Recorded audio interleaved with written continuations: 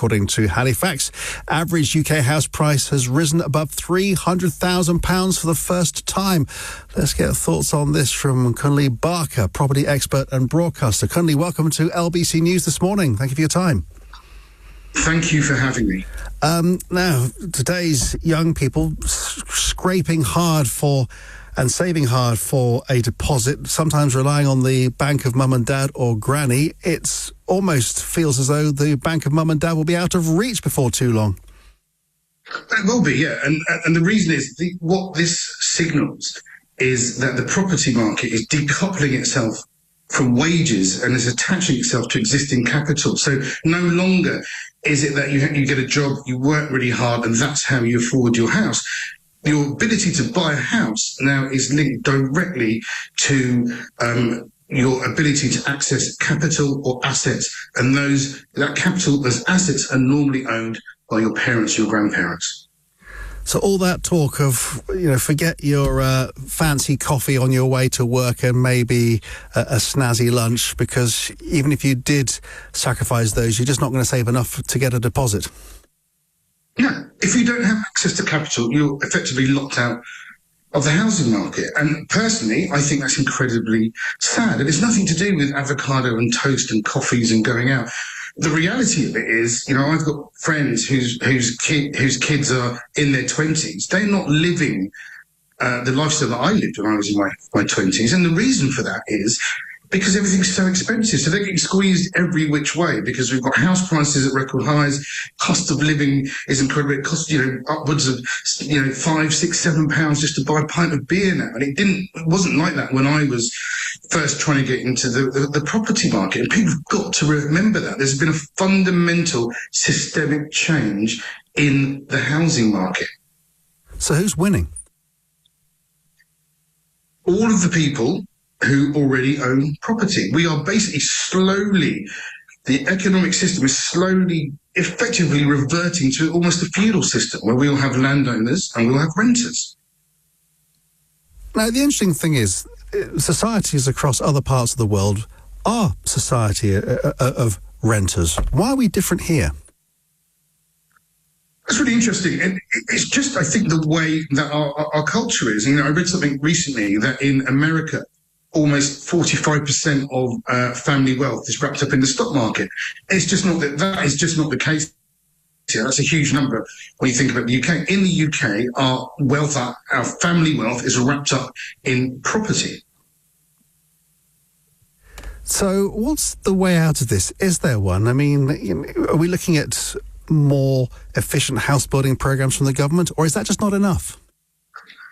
I personally don't think that's enough. I think that the problem that we are seeing now began in the 80s with the right to buy. So it's taken, effectively a generation to get us into this mess. It's going to take us a generation to get us out. And the bad news is there is no silver bullet. I mean, we do need to build on more housing, and the government target of 1.5 million homes in their administration is a good one and is a just one and is one that we should be aiming for.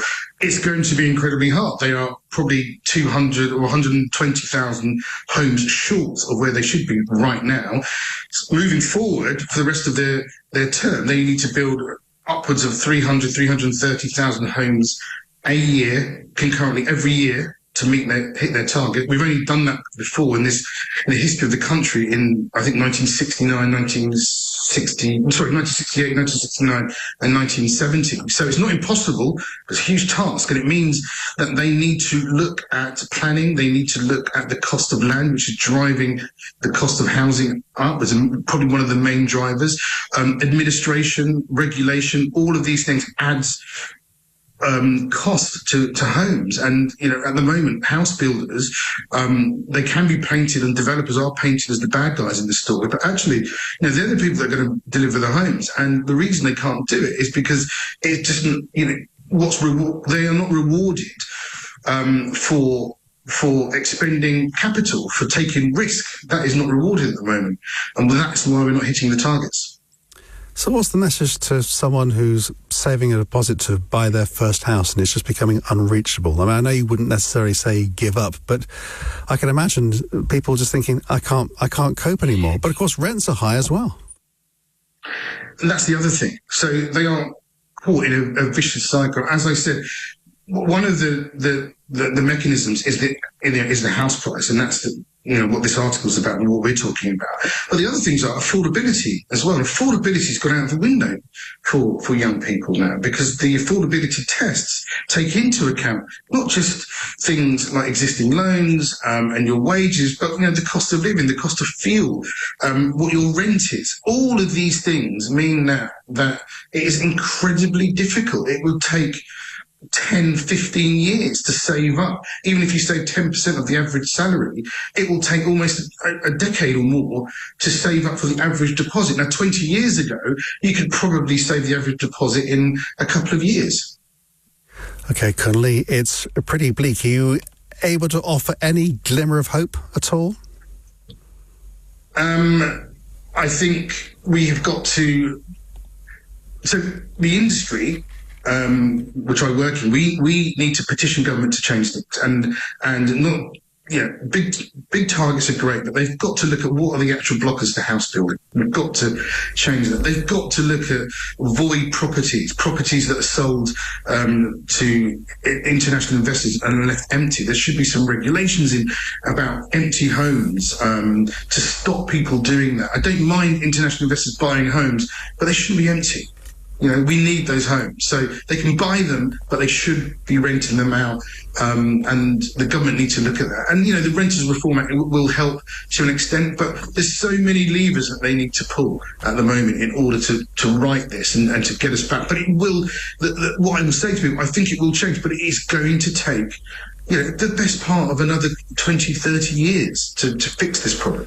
It's not going to happen in one administration. It's not going to happen overnight. It's just not possible. And that's a generation, which means there will be a generation of house buyers lost. Interesting thoughts. Connolly, I appreciate your expertise and your time this Saturday morning. Thanks for joining us on LBC News. Thank you very much. That's property expert and broadcaster Connolly Barker.